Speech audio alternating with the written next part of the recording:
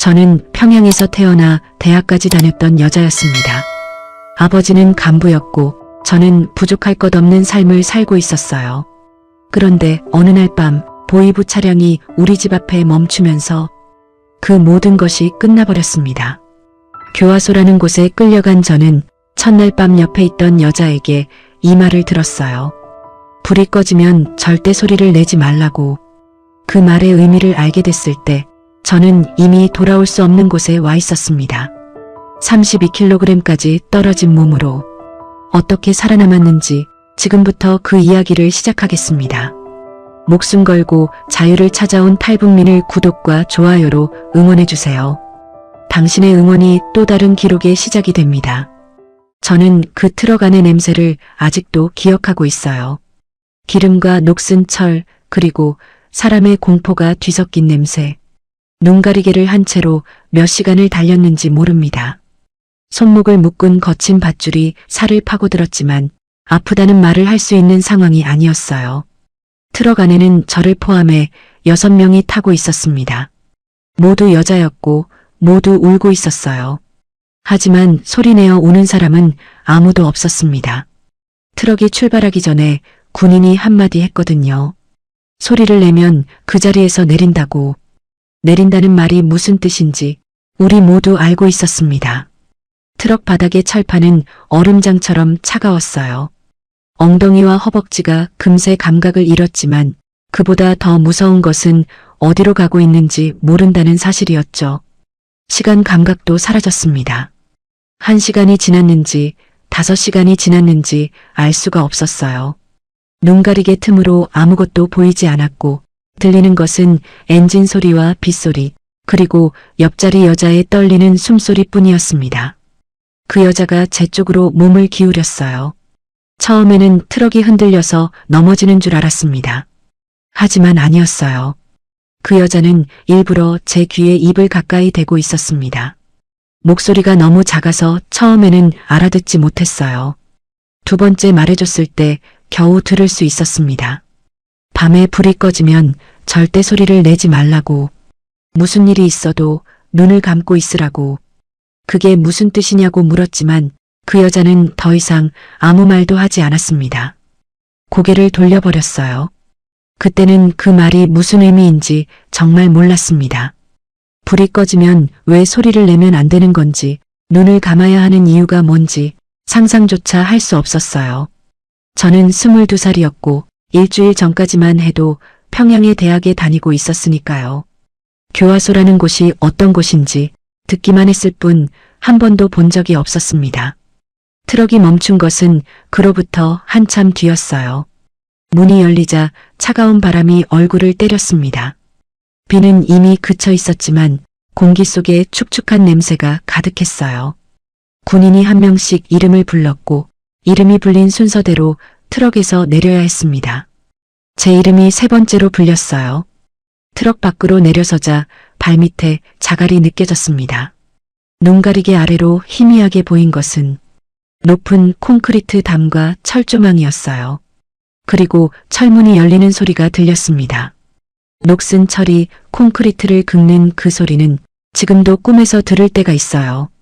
그 문을 지나는 순간 저는 완전히 다른 세계로 들어가게 되었습니다. 그리고 그 세계에서 첫 번째 밤이 찾아왔을 때 트럭 안에서 그 여자가 한 말의 의미를 비로소 알게 되었어요. 그 말의 의미를 알게 된 건 첫 번째 밤이 지나고 나서였습니다. 저는 원래 그런 곳에 갈 사람이 아니었어요. 적어도 저 스스로는 그렇게 믿고 있었습니다.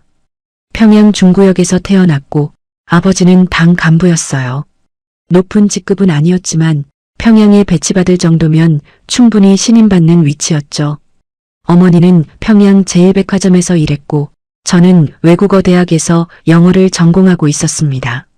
주변 사람들이 부러워하는 삶이었어요. 배급도 제때 나왔고 집에는 텔레비전과 냉장고가 있었습니다. 겨울에도 난방이 들어왔으니까요. 평양에서 난방이 들어온다는 것이 얼마나 큰 의미인지 북한을 모르는 분들은 이해하기 어려울 거예요. 저는 그 안에서 아무 걱정 없이 살고 있었습니다. 대학을 졸업하면 통역관이 될 수 있다고 생각했어요. 외국인 접대 부서에 배치받는 것이 제 꿈이었습니다. 그러면 외국 물건도 접할 수 있고 더 넓은 세상을 엿볼 수 있을 테니까요. 하지만 모든 것을 바꿔놓은 것은 아주 작은 물건이었습니다. USB 하나요. 같은과 친구가 건네준 것이었어요. 한국 드라마가 들어있다고 했습니다. 저는 처음에 거절했어요. 그런 걸 보다 걸리면 어떻게 되는지 모르는 게 아니었으니까요. 하지만 호기심이라는 건 무서운 거예요. 한번 궁금해지기 시작하면 멈출 수가 없었습니다. 결국 받아왔어요. 밤에 이불을 뒤집어 쓰고 작은 재생기로 봤습니다. 화면 속 서울의 거리가 눈앞에 펼쳐졌을 때 저는 숨이 멎는 줄 알았어요. 같은 말을 쓰는 사람들이 저렇게 살고 있다는 것이 믿기지 않았습니다. 그것이 시작이었어요.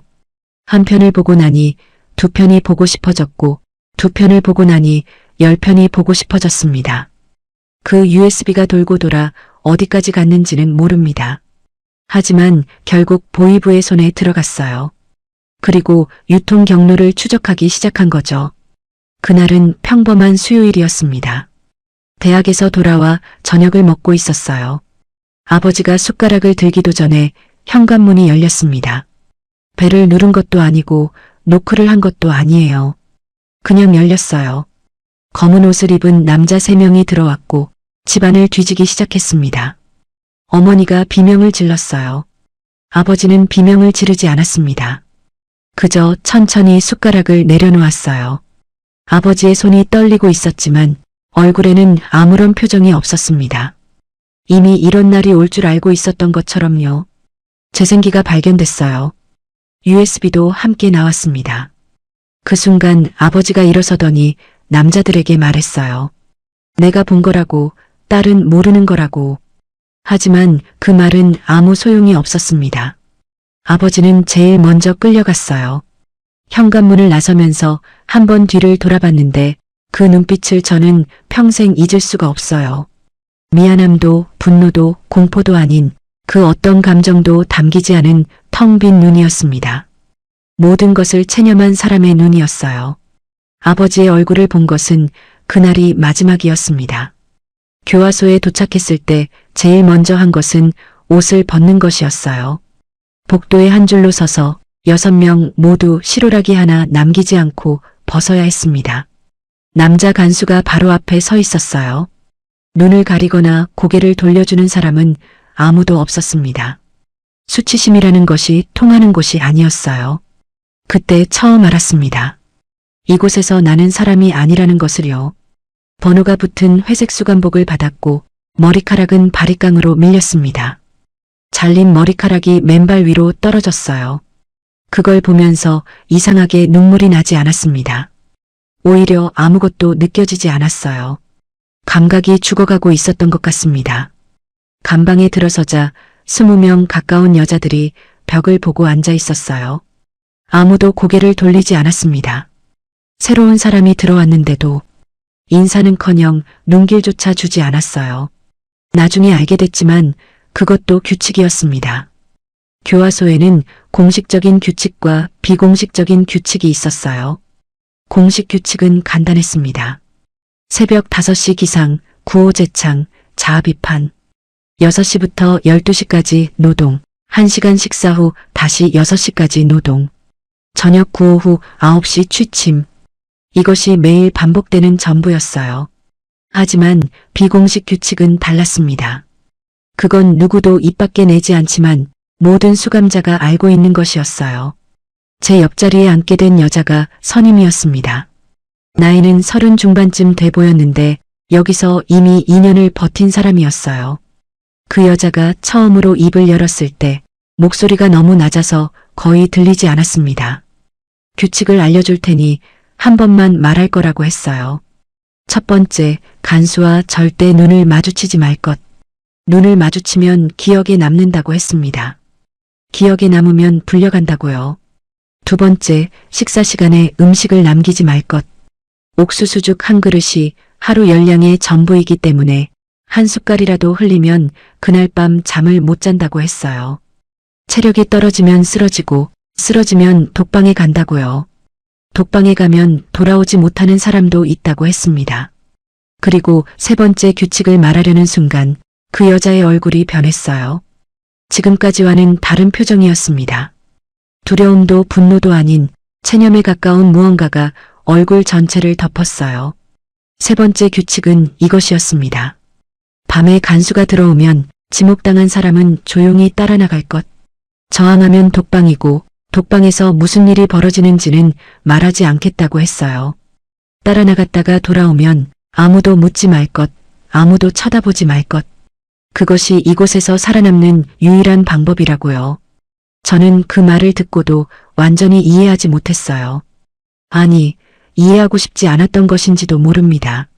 머릿속으로는 알겠는데 가슴이 받아들이기를 거부하고 있었어요. 22해를 살면서 한 번도 상상해 본 적 없는 일이 현실이 될 수 있다는 것을 인정하기가 싫었습니다. 하지만 현실은 제 동의를 구하지 않았어요. 그날 밤 9시가 되자 불이 꺼졌습니다. 감방 안이 완전한 어둠에 잠겼어요. 복도 쪽에서 희미한 형광등 빛이 철문 틈으로 새어 들어왔지만 그것만으로는 아무것도 볼 수 없었습니다. 20명 가까운 여자들이 콘크리트 바닥에 누웠고 숨소리 외에는 아무 소리도 들리지 않았어요. 저는 눈을 감지 못했습니다. 심장이 너무 빠르게 뛰고 있었거든요. 그리고 얼마나 지났을까 복도에서 발자국 소리가 들려왔습니다. 군화 소리였어요. 천천히 일정한 간격으로 가까워지고 있었습니다. 그 소리가 우리 감방 앞에서 멈췄어요. 그리고 철문이 열렸습니다. 그 세 번째 규칙을 듣는 순간 온몸에 소름이 돋았습니다. 철문이 열리는 소리는 생각보다 조용했어요. 삐걱거리는 소리가 날 줄 알았는데 누군가 일부러 기름칠을 해둔 것처럼 부드럽게 열렸습니다. 그 사실이 더 무서웠어요. 이것이 처음이 아니라는 뜻이니까요. 손전등 불빛이 감방 안을 훑었습니다. 천장에서부터 바닥까지 천천히 한 명 한 명을 비추면서요. 저는 눈을 감았어요. 선임이 시킨 대로 했습니다. 눈을 감고 숨을 죽이고 바닥에 납작하게 엎드렸어요. 심장 소리가 콘크리트 바닥을 통해 울리는 것 같았습니다. 불빛이 제 얼굴 위를 지나갔어요. 눈꺼풀 너머로 빛이 스치는 것을 느꼈습니다. 1초, 2초, 3초. 그 3초가 3년처럼 느껴졌어요. 불빛이 지나갔습니다. 제가 아니었어요. 그 안도감이 밀려오는 동시에 누군가가 대신 지목됐다는 것을 깨달았습니다. 간수가 이름을 불렀어요. 여기서는 번호로 부릅니다. 327번. 감방 안이 얼어붙었어요. 아무도 움직이지 않았습니다. 327번이 누구인지 모두 알고 있었지만 고개를 돌리는 사람은 아무도 없었어요. 그것이 규칙이니까요. 327번은 28살의 여자였습니다. 함경남도에서 왔다는 것 외에는 아무것도 모르는 사람이었어요. 감방에 온 지 한 달쯤 됐다고 들었습니다. 그 여자가 일어섰어요. 소리가 나지 않게 아주 천천히요. 마치 이런 상황에 이미 익숙한 것처럼 기계적으로 몸을 움직였습니다. 철문 쪽으로 걸어가는 발소리가 들렸어요. 맨발이 콘크리트를 스치는 소리. 그리고 철문이 다시 닫혔습니다. 감방 안에는 다시 정적이 내렸어요. 하지만 아까의 정적과는 달랐습니다. 모든 사람이 깨어 있다는 것을 느낄 수 있었어요. 누구도 자고 있지 않았습니다. 모두 숨을 죽이고 있었어요. 저는 손으로 입을 막고 울었습니다. 소리가 나면 안 되니까 이를 악물고 손바닥을 물어뜯으면서 울었어요. 옆에 누워있던 선임이 제 팔을 잡았습니다. 아무 말도 하지 않았어요. 그냥 팔을 잡고 있었어요. 그것이 이곳에서 할 수 있는 유일한 위로였습니다. 얼마나 시간이 지났는지 모릅니다. 1시간이었을 수도 있고 3시간이었을 수도 있어요. 복도에서 다시 발자국 소리가 들렸습니다. 철문이 열렸고 누군가가 안으로 밀려 들어왔어요. 쓰러지는 소리가 났습니다. 콘크리트 바닥에 무릎이 부딪히는 소리. 그리고 다시 철문이 닫혔어요. 아무도 움직이지 않았습니다. 아무도 일어나 그 사람을 부축하지 않았어요. 그것이 규칙이니까요. 저는 참을 수가 없었습니다. 규칙을 알고 있었지만 그 어둠 속에서 바닥에 쓰러져 있는 사람을 놔둘 수가 없었어요. 살며시 기어갔습니다. 손끝으로 그 여자의 팔을 찾았어요. 차갑고 축축했습니다. 온몸이 떨리고 있었어요. 제가 손을 잡자 그 여자가 제 손을 꽉 움켜쥐었습니다. 말도 못할 정도로 꽉요. 손가락 뼈가 부서질 것 같았지만 놓을 수가 없었어요. 그 여자는 한마디도 하지 않았어요. 울지도 않았습니다. 그냥 떨면서 제 손을 잡고 있었어요. 새벽이 올 때까지 그렇게 있었습니다. 새벽 구호 시간이 돼서 불이 켜졌을 때 저는 그 여자의 얼굴을 처음으로 봤어요. 제가 아는 327번의 얼굴이 아니었습니다. 하룻밤 사이에 완전히 다른 사람이 돼 있었어요. 눈에 아무것도 없었습니다. 생기도 공포도 슬픔도 아무것도요. 그냥 텅 빈 눈이었어요. 아버지가 끌려가던 날 봤던 바로 그 눈이었습니다. 모든 것을 포기한 사람의 눈. 그 순간 저는 이해했어요. 이곳의 밤이 무엇인지를요. 그리고 동시에 이 공포가 끝나지 않을 것이라는 것도요. 왜냐하면 그 다음 날도 밤은 찾아올 테니까요. 3일째 되던 밤 그 발자국 소리가 제 감방 앞에서 멈췄습니다. 낮 시간은 밤과는 전혀 다른 세계였어요. 물론 편하다는 뜻은 아닙니다. 새벽 5시에 일어나 구호를 외치고 자아 비판을 한 뒤 노동 현장으로 나가는 것이 매일의 일과였으니까요. 하지만 적어도 낮에는 볼 수 있었어요. 해가 떠 있고 사람들의 얼굴이 보이고 하늘이 보인다는 것만으로도 밤의 공포에서 잠시나마 벗어날 수 있었습니다. 노동은 주로 돌 나르기였어요. 교화소 뒤편의 채석장에서 돌을 깨고 그것을 손수레에 실어 건설 현장까지 나르는 일이었습니다. 장갑 같은 건 없었어요. 맨손으로 돌을 잡으면 첫 주에 손바닥이 다 찢어집니다. 피가 나고 물집이 잡히고 그게 터지고 또 잡히고 한 달쯤 지나면 손바닥 전체가 굳은 살로 덮여요. 그때부터는 아프지 않습니다. 감각이 없어지거든요. 그 노동 현장에서 순이를 만났어요. 순이라는 이름은 물론 나중에 알게 된 거예요. 여기서는 이름을 부르지 않으니까요. 번호로만 존재하는 곳이었습니다. 하지만 순이는 달랐어요. 그 여자는 번호가 아니라 이름으로 살고 있었습니다. 적어도 제 앞에서는 그랬어요.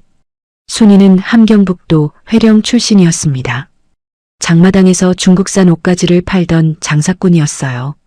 나이는 35이었지만 얼굴만 보면 40 후반처럼 보였습니다. 이곳이 사람을 얼마나 빨리 늙게 만드는지 순이의 얼굴이 증거였어요. 하지만 순이의 눈은 달랐습니다. 다른 수감자들의 눈이 꺼져 있을 때 순이의 눈만은 살아 있었어요. 어떤 불꽃 같은 것이 아직 꺼지지 않은 것처럼요. 순이가 저를 눈여겨보기 시작한 건 제가 돌을 나르다 쓰러진 날부터였어요. 교화소에 온 지 2주째 되던 날이었습니다. 다리에 힘이 빠져서 손수레째 넘어졌어요. 간수가 막대기로 등을 때렸지만 일어날 수가 없었습니다. 그때 순이가 다가와서 제 손수레를 대신 끌었어요. 간수가 소리를 질렀지만 순이는 아무렇지 않은 척 자기 것과 함께 끌어갔습니다. 벌을 받을 수도 있는 일이었어요.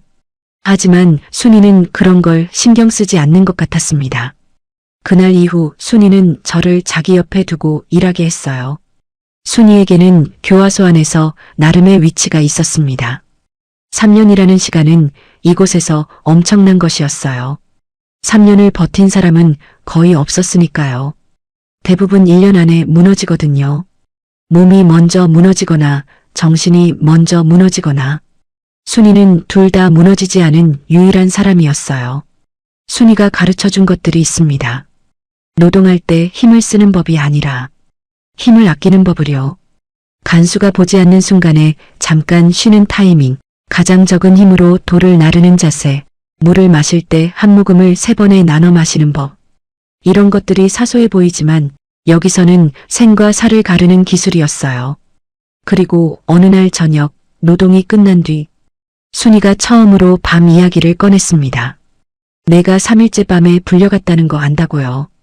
저는 아무 말도 하지 못했어요. 그 밤 이후로 아무에게도 말한 적이 없었으니까요. 규칙대로 아무도 묻지 않았고 저도 아무에게 말하지 않았습니다. 하지만 순이는 알고 있었어요. 3년을 버틴 사람은 그런 것을 눈으로 읽을 수 있었습니다. 순이가 말했어요. 무너지지 말라고. 무너지면 끝이라고. 여기서 무너진 사람은 다시 일어서지 못한다고요.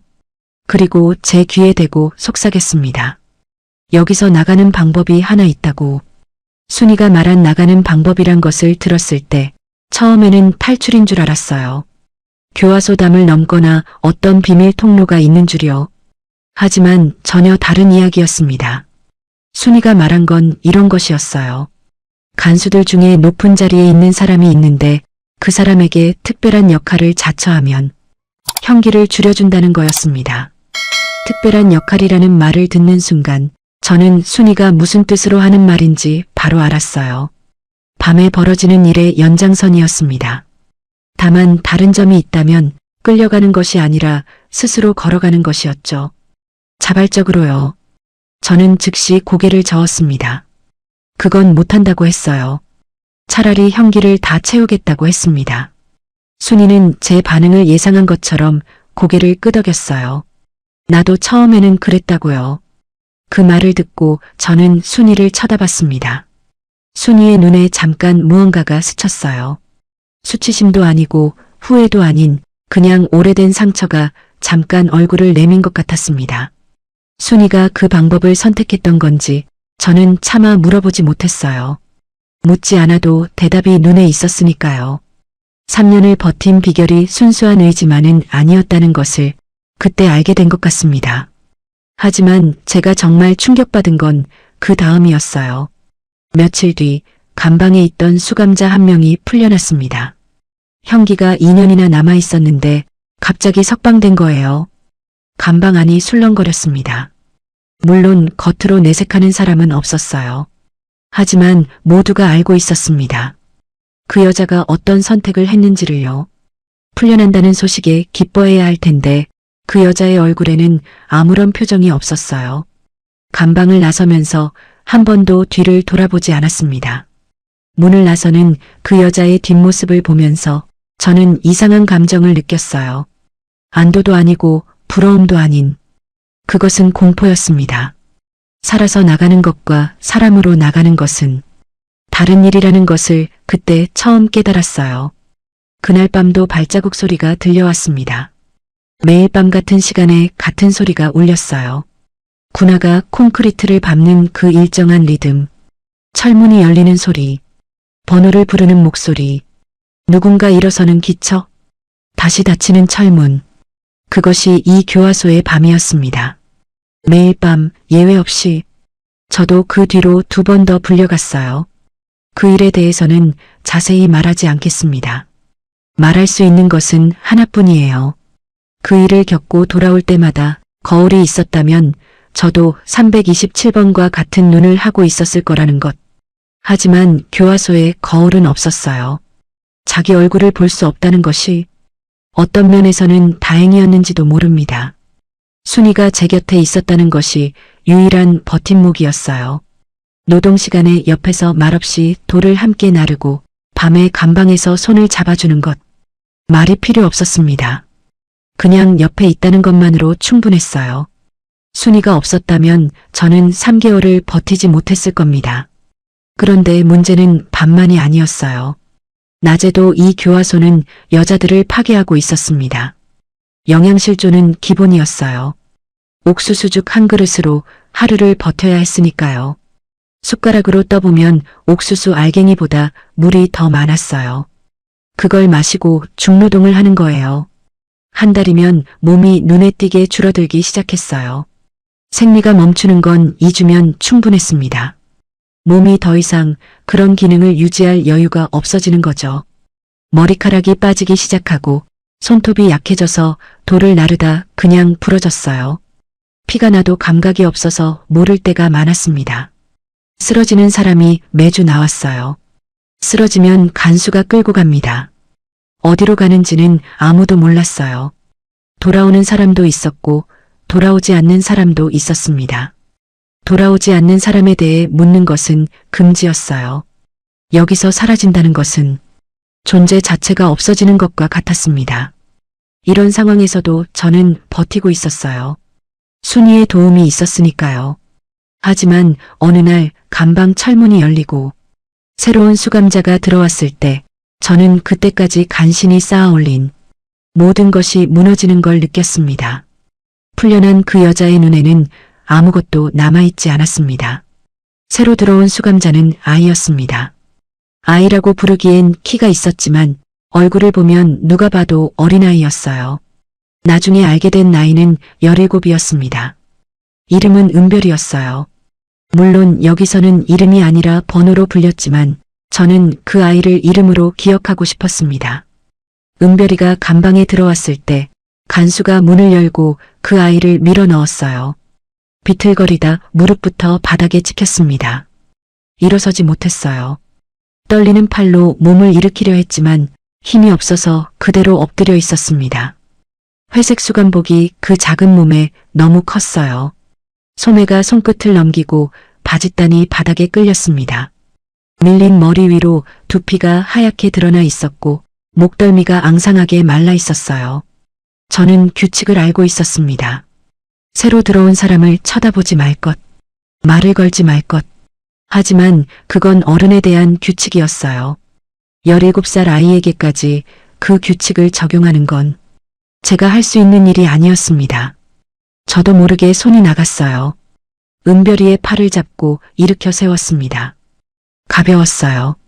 충격적일 만큼 가벼웠습니다. 뼈밖에 없는 것 같았어요.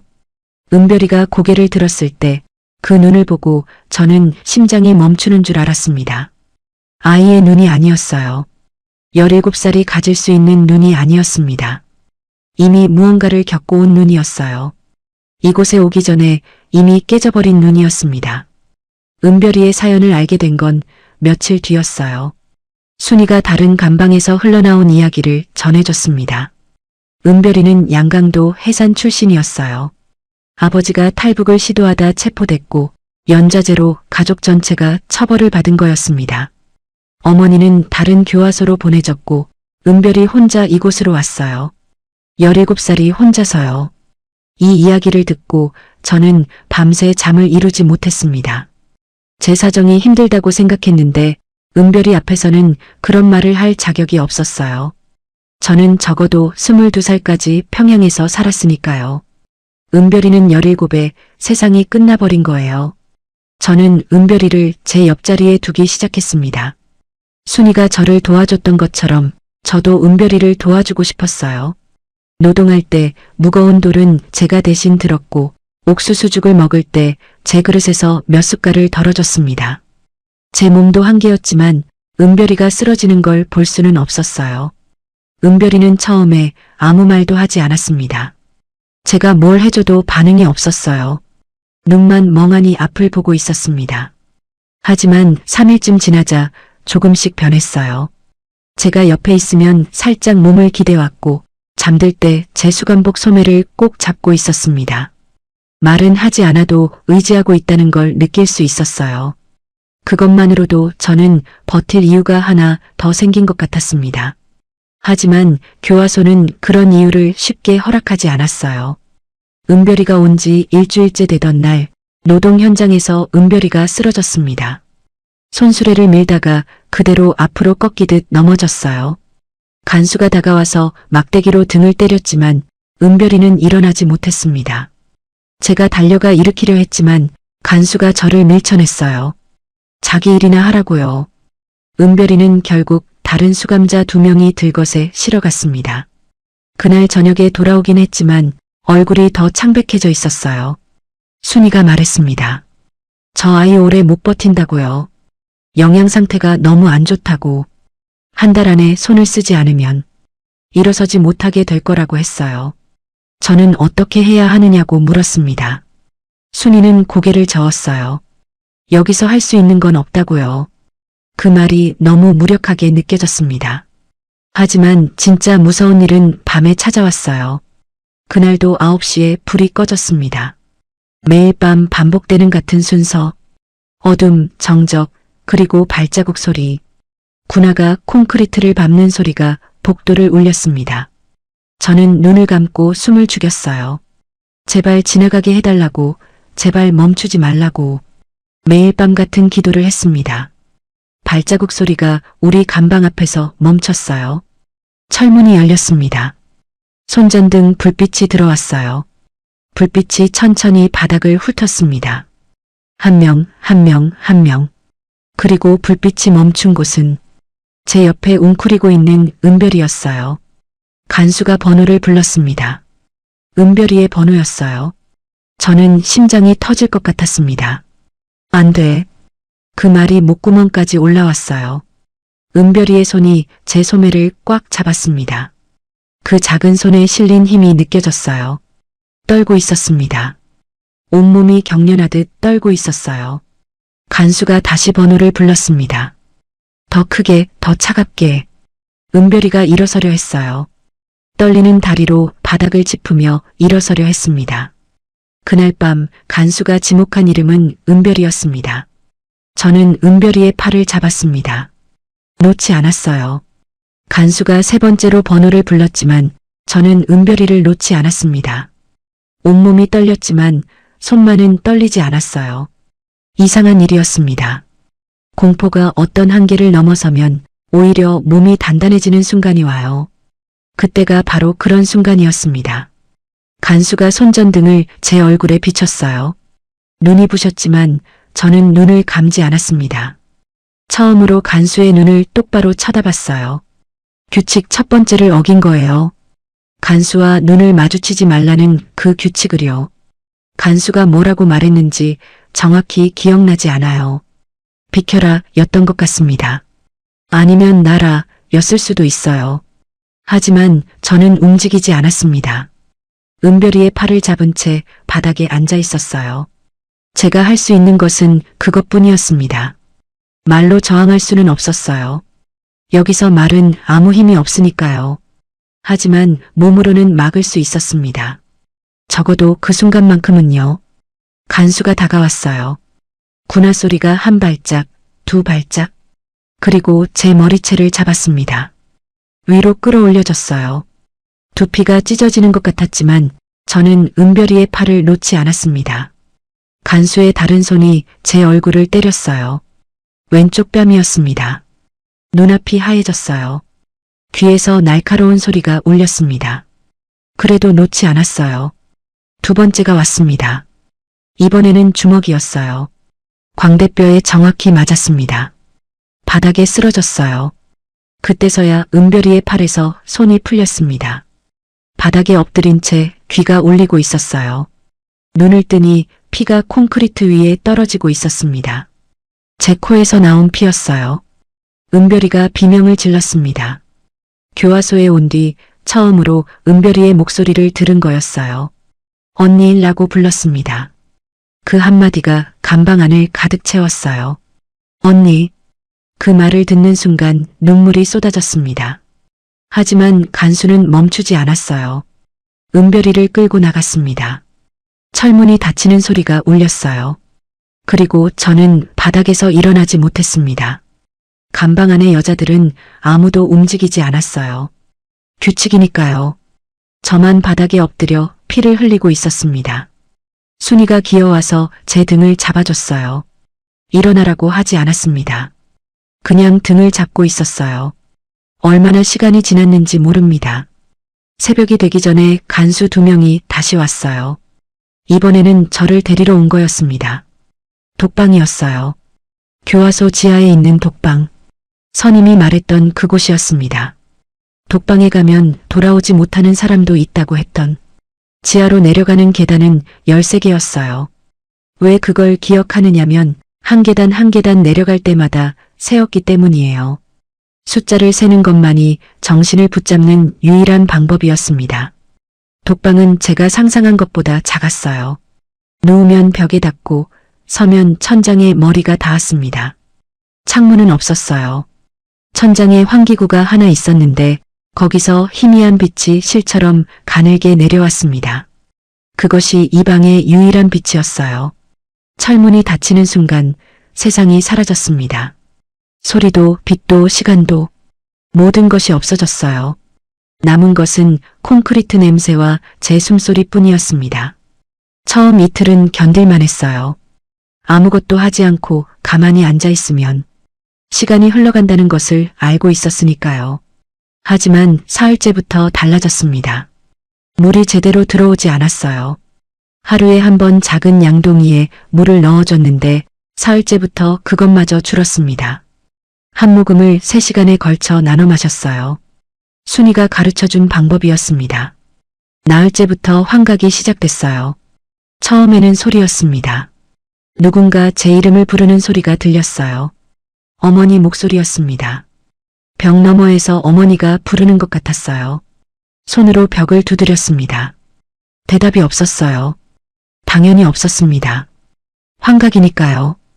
하지만 그때는 그것이 환각인지 현실인지 구분이 안 됐어요. 닷새째부터는 빛이 보였습니다. 환기구에서 내려오는 실 같은 빛이 아니라 벽에서 빛이 나는 것처럼 보였어요. 색깔이 있었습니다. 노란색, 파란색, 빨간색이 번갈아 벽을 물들였어요. 아름다웠습니다. 지금 생각하면 뇌가 만들어낸 것이었지만 그 순간에는 진짜 아름다웠어요. 그리고 엿새째 저는 의식을 잃었습니다. 깨어났을 때 간방 안에 물이 고여 있었어요. 제가 넘어뜨린 양동이에서 흘러나온 물이었습니다. 바닥에 엎드린 채 그 물을 핥았어요. 콘크리트 맛이 났지만 그래도 물이었습니다.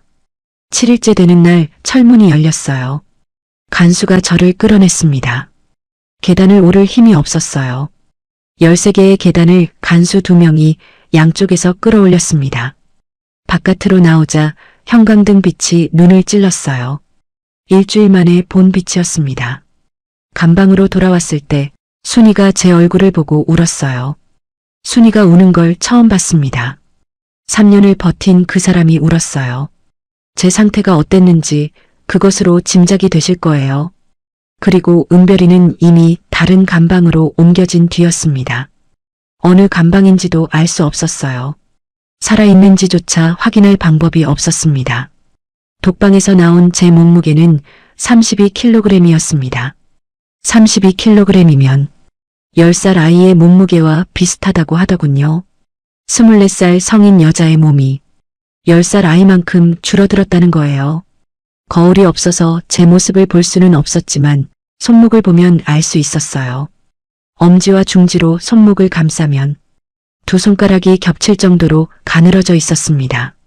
갈비뼈는 수간복 위로도 하나하나 세워졌고 무릎 관절이 다리에서 가장 두꺼운 부위가 되어 있었어요. 순이가 저를 살렸습니다. 제가 독방에서 돌아온 뒤 순이는 자기 옥수수죽의 절반을 매일 저에게 줬어요. 그러면 순이가 쓰러진다고 했더니 나는 3년을 버틴 사람이라 너보다 버티는 기술이 있다고 했습니다. 웃으면서요. 이런 곳에서도 웃을 수 있다는 것이 신기했어요. 순이의 웃음은 특별했습니다. 입은 웃고 있는데 눈은 울고 있는 그런 웃음이었어요. 그 웃음을 볼 때마다 가슴이 아팠지만 동시에 살아야겠다는 마음이 생겼습니다. 노동을 다시 시작할 수 있게 된 것은 2주 뒤였어요. 처음에는 돌을 들 수가 없었습니다. 순이가 제 목까지 나르다가 제가 가벼운 것부터 들기 시작했어요. 몸이 조금씩 돌아오는 게 느껴졌습니다. 아주 느리게 하지만 확실하게요. 어느 날 저녁이었습니다. 감방에서 취침 시간을 기다리고 있는데 순이가 평소와 다르게 가만히 벽을 보고 있었어요. 말을 걸었더니 한참 만에 고개를 돌렸습니다. 순이의 눈에 물기가 차 있었어요. 그날 순이가 처음으로 자기 이야기를 해줬습니다. 이곳에 온 지 3년 만에 처음이라고 했어요. 순이의 남편은 회령 장마당에서 중국산 전자제품을 파는 장사꾼이었다고 합니다. 장사 수완이 좋아서 제법 돈을 벌었다고 했어요. 하지만 돈을 번다는 것은 북한에서 눈에 띈다는 뜻이기도 했습니다. 단속반에게 걸렸어요. 뇌물로 해결하려 했지만 금액이 맞지 않았다고 합니다. 단속반이 요구한 것은 돈이 아니라 유통경로 전체를 넘기라는 것이었어요. 남편이 거절했습니다. 그 유통경로에는 수십 명의 사람들이 엮여 있었으니까요. 넘기면 그 사람들이 다 잡혀가는 거였어요. 남편은 그걸 할 수 없는 사람이었다고 합니다. 결국 남편은 반동선전 선동죄로 몰렸어요. 중국 물건을 유통했다는 것이 자본주의 오염이라는 거였죠. 공개 처형이었습니다. 순이가 그 자리에 서 있었어요. 주민들이 모두 동원돼서 지켜봐야 했으니까요. 자기 남편이 총에 맞는 것을 서서 봐야 했습니다. 순이가 이 부분을 말할 때 목소리가 떨리지 않았어요. 너무 많이 곱씹은 기억은 오히려 담담해진다고 하더군요. 감정이 달아서 더 이상 느껴지지 않는 거라고. 남편이 죽은 뒤 순이에게도 죄가 씌워졌습니다. 공범이라는 거였어요. 그리고 아이가 있었습니다. 딸이었어요. 7살이었다고 합니다. 순이가 체포될 때 아이는 집에 있었어요. 이웃집 아주머니에게 맡기고 나온 거였는데 그 뒤로 아이가 어떻게 됐는지 아무 소식이 없었습니다. 3년째요. 순이가 말했어요. 그 아이가 살아있는지 죽었는지도 모른다고. 꽃제비가 됐을 수도 있고 어딘가에 보내졌을 수도 있다고. 아무것도 모른다고요. 그 말을 하면서 순이의 눈에서 눈물이 떨어졌습니다. 3년 동안 매일 밤 그 아이 얼굴을 떠올린다고 했어요. 그것이 자기가 버티는 이유라고. 언젠가 나가서 그 아이를 찾아야 하니까. 그래서 죽을 수가 없다고요. 저는 순이의 손을 잡았습니다. 말이 나오지 않았어요. 무슨 말을 해야 할지 몰랐습니다. 괜찮을 거라는 말은 거짓말이 될 테고 아이를 찾을 수 있을 거라는 말도 확신 없이 할 수 있는 말이 아니었어요. 그래서 그냥 손만 잡고 있었습니다. 한참을 그렇게 있다가 순이가 말했어요. 반드시 살아서 나가자고. 너도 나도. 살아서 나가서 이 이야기를 하자고. 여기서 벌어지는 일을 세상에 알리자고요. 저는 고개를 끄덕였습니다. 순이가 웃었어요. 그 입은 웃고 눈은 우는 웃음으로. 그리고 말했습니다. 봄이 오면 방법이 생길 거라고. 순이가 말한 봄의 의미를 알게 된 것은 그로부터 2달 뒤였습니다. 교화소에 변화가 생겼어요. 새로운 간수장이 부임한다는 소문이 돌았습니다. 소문이라고 해봐야 노동 현장에서 간수들끼리 나누는 대화를 수감자들이 엿듣는 수준이었지만 그것만으로도 감방 안이 술렁거리기에 충분했어요.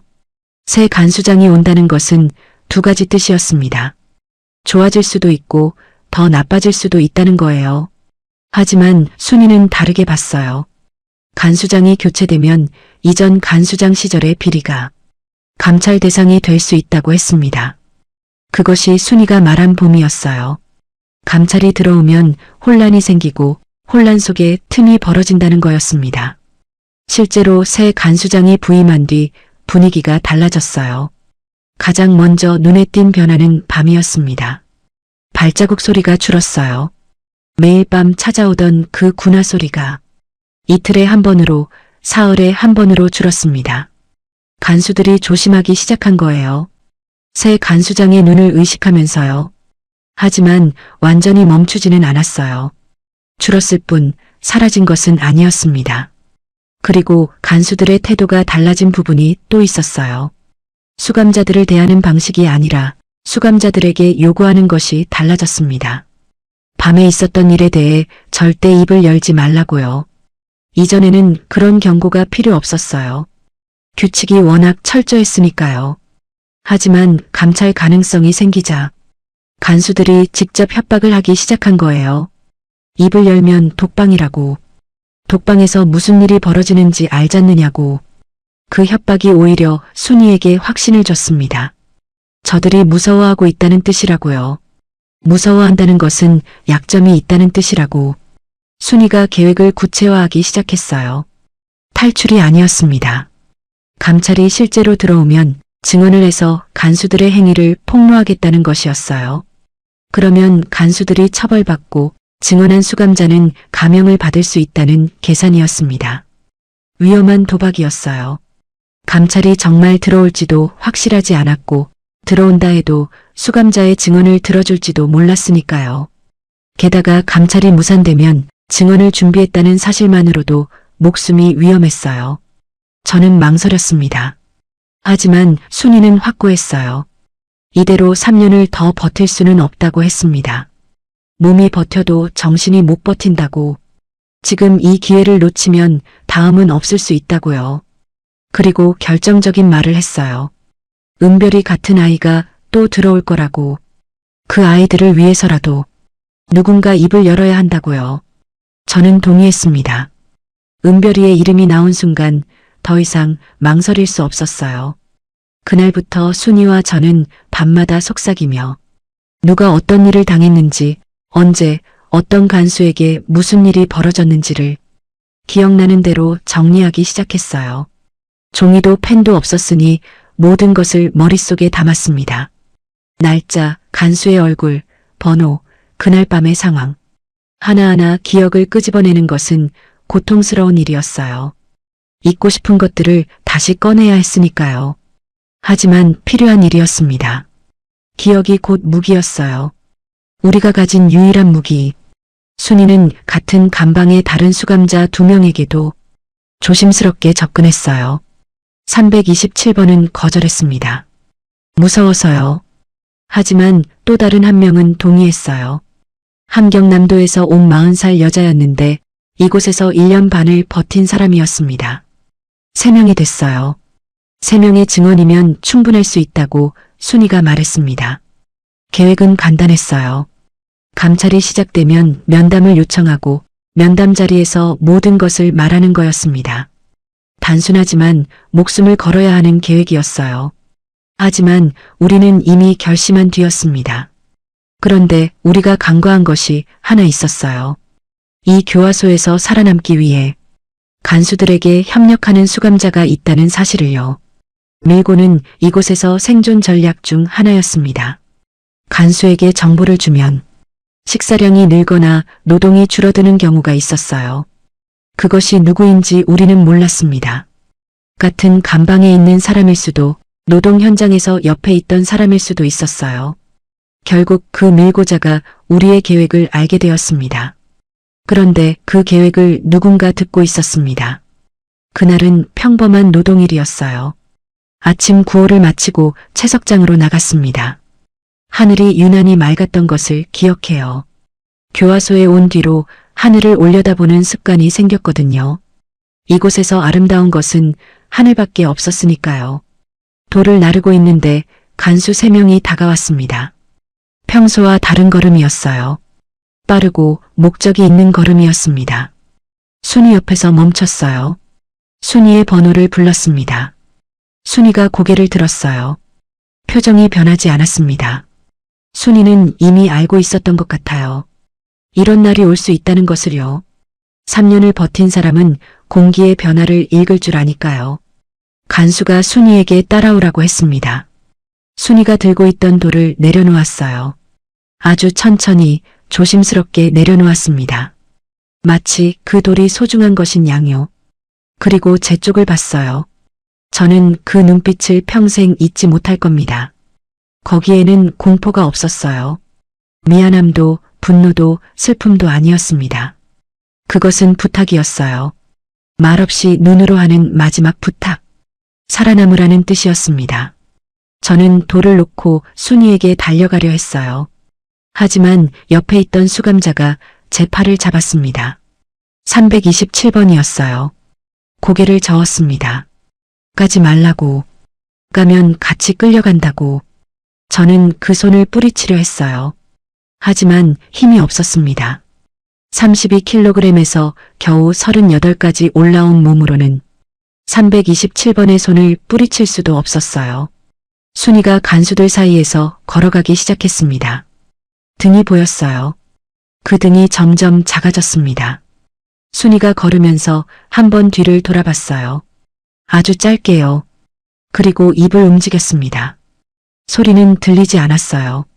하지만 입모양을 읽을 수 있었습니다. 아이를 찾아줘. 그 3글자였어요. 순이의 마지막 부탁이었습니다. 3년 동안 버텨온 이유, 매일 밤 떠올렸던 얼굴, 그 7살 딸의 이야기. 순이가 마지막에 남긴 것은 자기 자신이 아니라 아이였어요. 저는 바닥에 주저앉았습니다.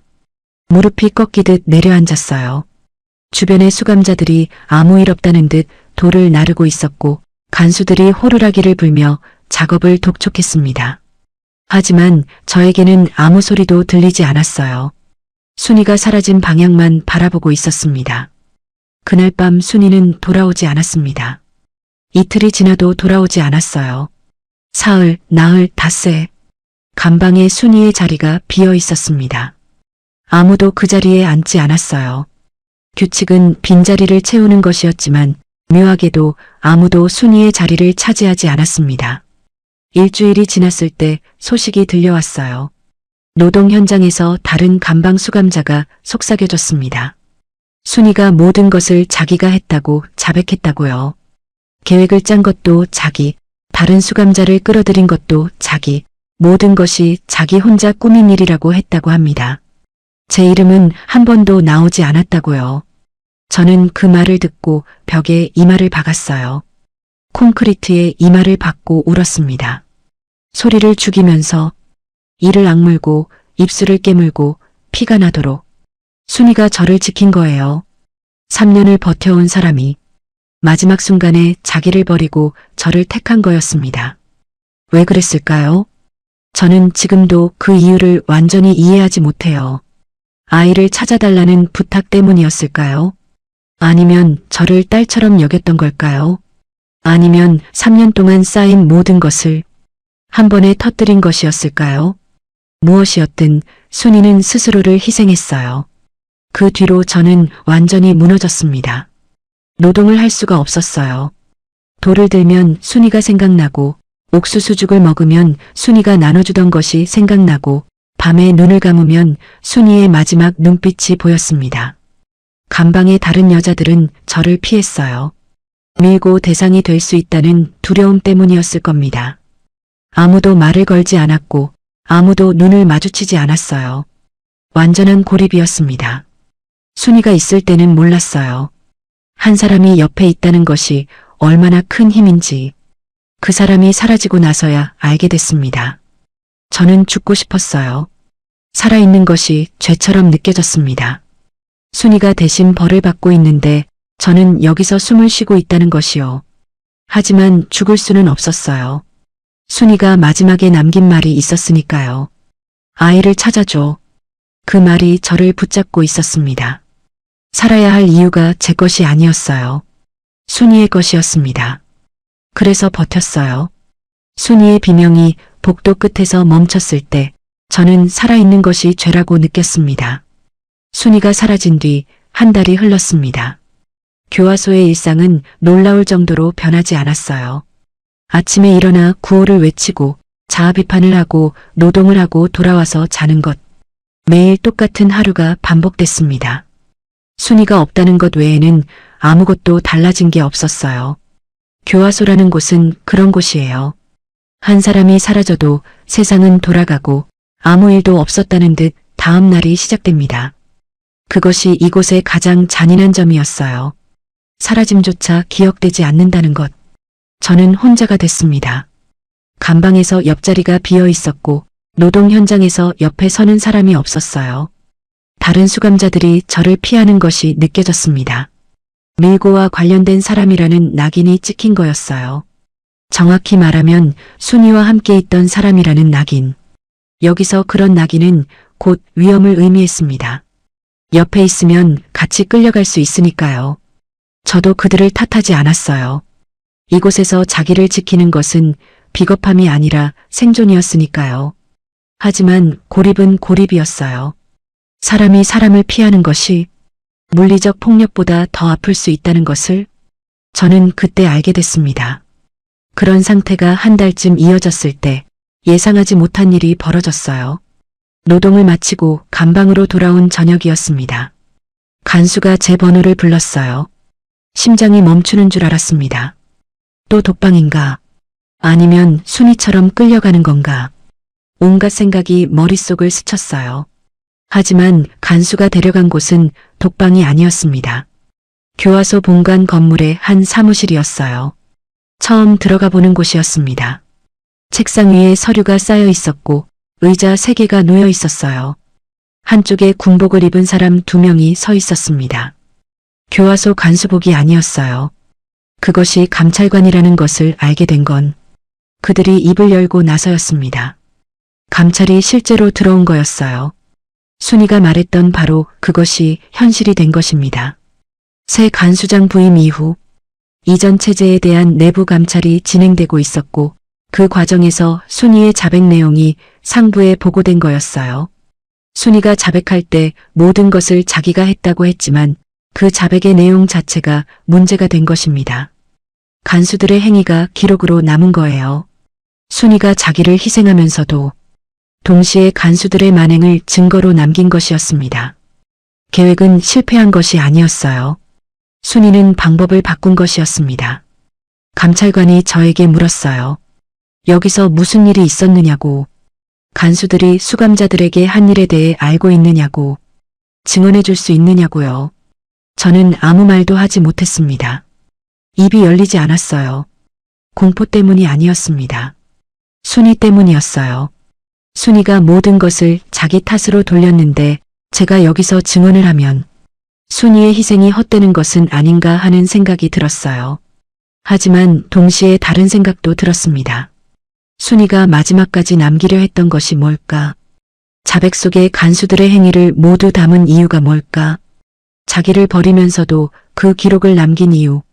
그것은 누군가 이어서 말해주기를 바랐기 때문이 아닐까? 감찰관이 다시 물었습니다. 시간이 없다고. 지금 증언하지 않으면 기회가 없을 수 있다고요. 간수들이 이미 눈치를 채고 있으니 빨리 결정해야 한다고 했어요. 저는 눈을 감았습니다. 어둠 속에서 순이의 얼굴이 보였어요. 마지막에 돌아보며 입모양으로 남긴 세 글자. 아이를 찾아줘. 그리고 그보다 먼저 했던 말. 살아서 나가서 이 이야기를 하자고. 여기서 벌어지는 일을 세상에 알리자고. 그것이 순이가 진짜 원했던 것이었습니다. 자기 혼자 조용히 묻히는 것이 아니라 누군가 이 이야기를 세상 밖으로 가지고 나가는 것. 저는 눈을 떴어요. 그리고 결단을 내렸습니다. 떨리는 입술로 첫 마디를 꺼냈습니다. 제가 처음 내뱉은 말은 이것이었습니다. 밤에 불이 꺼지면 간수가 들어옵니다. 그 한마디를 시작으로 모든 것이 쏟아져 나왔어요.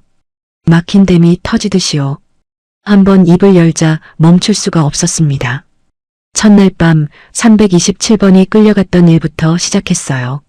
불빛이 감방을 훑고 번호를 부르고 일어서서 따라 나가고 새벽에 돌아와 바닥에 쓰러지던 것. 감찰관 2명이 펜을 멈추지 않았어요. 제가 말하는 속도를 따라가느라 고개도 들지 못하고 받아 적었습니다. 저는 날짜를 하나하나 기억해냈어요. 정확한 날짜는 아니었지만 입소 후 며칠째인지를 기준으로 말했습니다. 입소 3일째, 첫 번째 경험. 입소 9일째, 두 번째. 입소 22일째, 327번이 연속으로 불려간 주. 기억 속에 묻어두었던 밤들이 하나씩 풀려나왔어요. 순이와 밤마다 정리했던 것들이 머릿속에서 줄줄이 이어졌습니다. 어떤 간수가 어떤 번호를 불렀는지, 그 간수의 얼굴 특징은 무엇이었는지, 왼쪽 눈 위에 흉터가 있었다거나, 걸을 때 오른발을 약간 절었다거나, 그런 세부 사항들이 놀라울 정도로 선명하게 나왔어요. 잊으려고 했던 기억일수록 오히려 더 또렷하더군요. 뇌가 지우려 한 것들을 몸이 기억하고 있었던 거예요. 은별이 이야기를 할 때 목소리가 처음으로 떨렸습니다. 17살 아이가 들어왔다고 했어요. 그 아이의 번호를 말했습니다. 그 아이가 불려가던 밤을 말했어요. 제가 막으려다 맞았던 일을 말했습니다. 독방에 갇혔던 7일을 말했어요. 나왔을 때 은별이가 사라져 있었다는 것을 말했습니다. 감찰관 중 한 명이 펜을 멈추고 저를 봤어요. 그의 표정이 변해 있었습니다. 뭐라고 설명하기 어려운 표정이었어요. 분노일 수도 있고 충격일 수도 있었습니다. 하지만 적어도 무관심은 아니었어요. 누군가 이 이야기를 듣고 있다는 것. 그것만으로도 목구멍이 뜨거워졌습니다. 순이 이야기를 할 때는 울었어요. 참으려 했지만 안 됐습니다. 3년을 버틴 여자가 어떻게 여기서 살아남았는지, 그 여자가 왜 모든 것을 자기 탓으로 돌렸는지 마지막에 뒤를 돌아보며 뭐라고 했는지 말하면서 순이가 옆에 있는 것 같았어요. 잘하고 있다고 등을 토닥여주는 것 같았습니다. 증언은 2시간 넘게 이어졌어요. 목이 쉬고 입술이 갈라지고 물을 마셔도 목이 말랐지만 멈출 수가 없었습니다. 한 번 열린 문은 다시 닫히지 않았어요. 이것을 닫아버리면 영원히 묻힐 것 같았거든요. 증언이 끝났을 때 감찰관이 물었어요. 이 증언이 어떤 결과를 가져올지 알고 있느냐고. 알고 있었습니다. 간수들이 보복할 거라는 것을요. 하지만 더 이상 상관없었어요. 독방도 구타도 그 어떤 것도 이미 겪을 만큼 겪었으니까요. 두려울 것이 없었다고 하면 거짓말이에요. 두려웠습니다.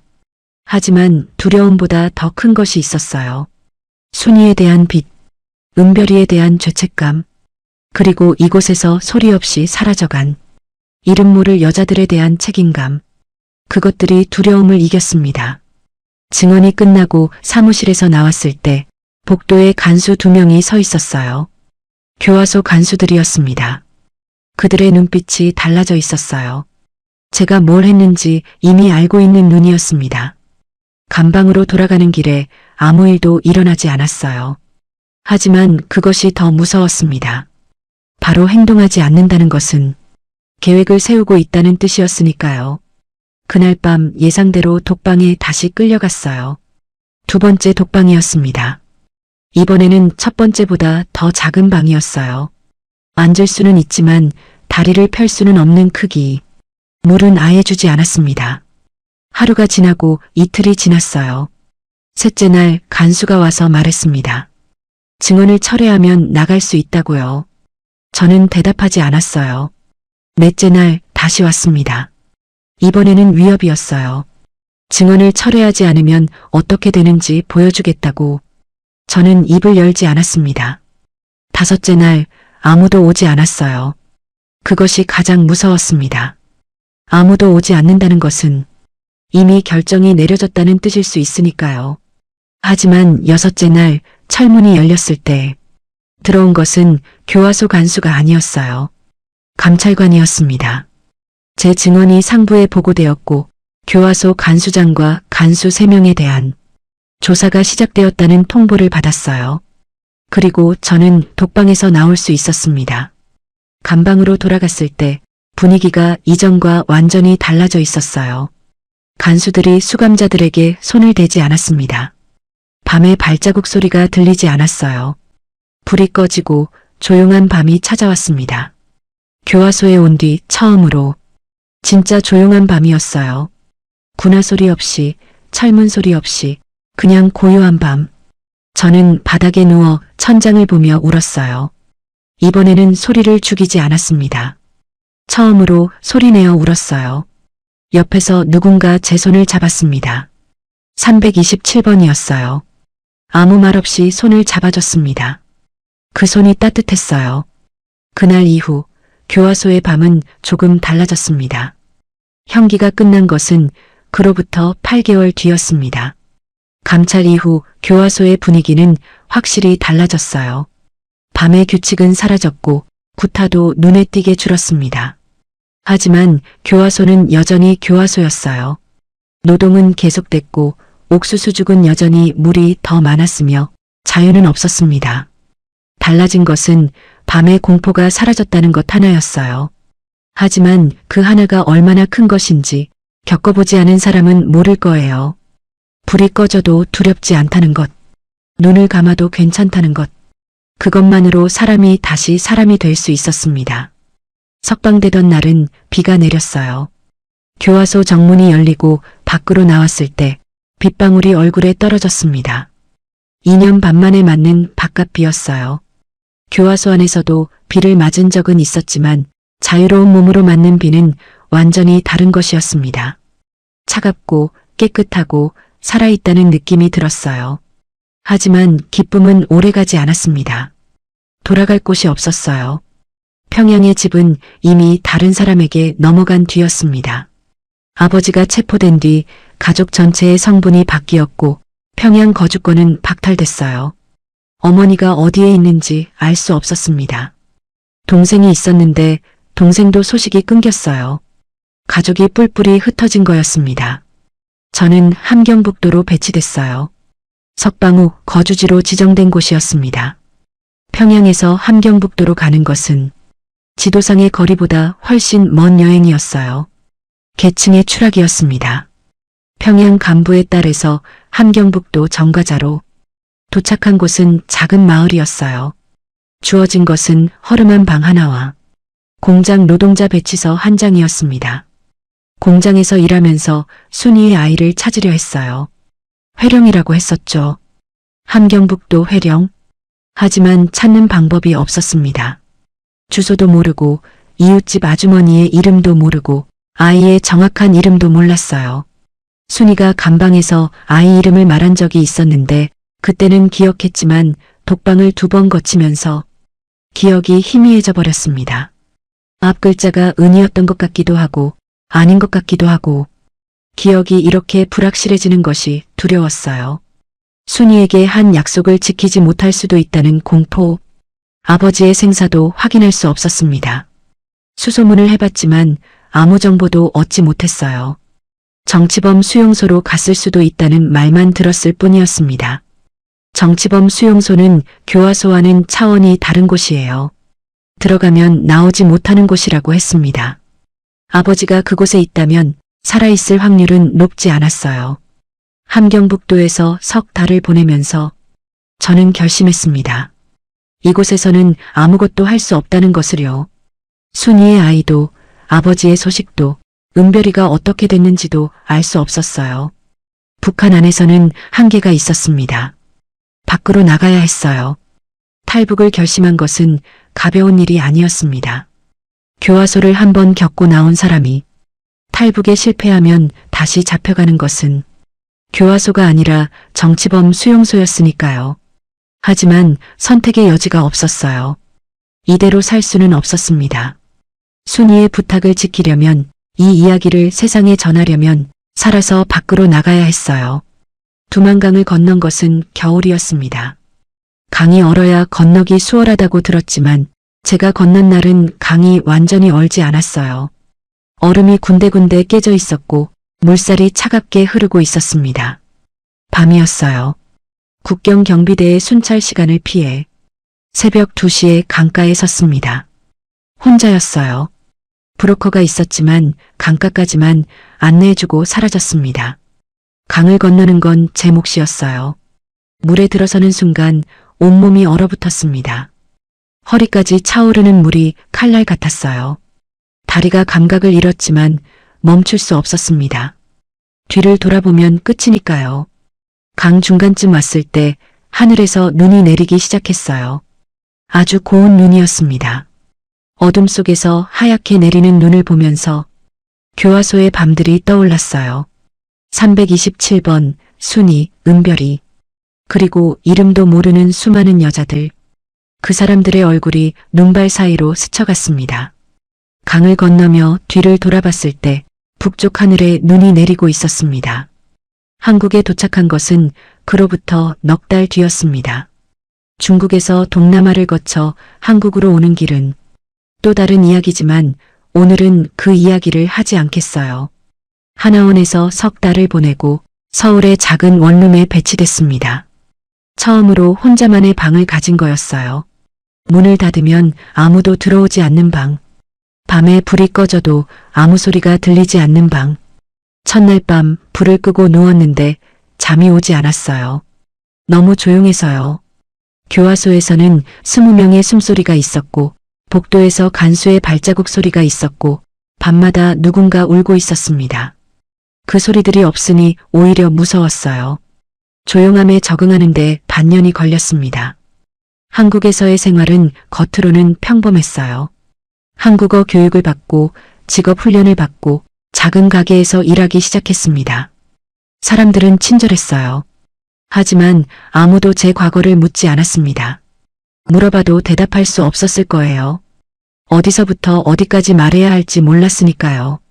교화소의 기억은 밤마다 찾아왔습니다.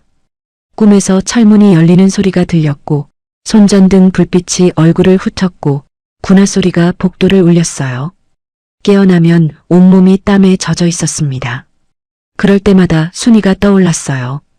봄이 오면 방법이 생길 거라고 했던 그 말. 순이의 봄은 결국 오지 않았지만 저는 순이의 봄을 대신 살고 있는 것인지도 모릅니다. 순이의 아이를 찾기 위해 노력했어요. 탈북자 네트워크를 통해 수소문했습니다. 함경북도 회령 3년 전 체포된 장마당 장사꾼의 딸.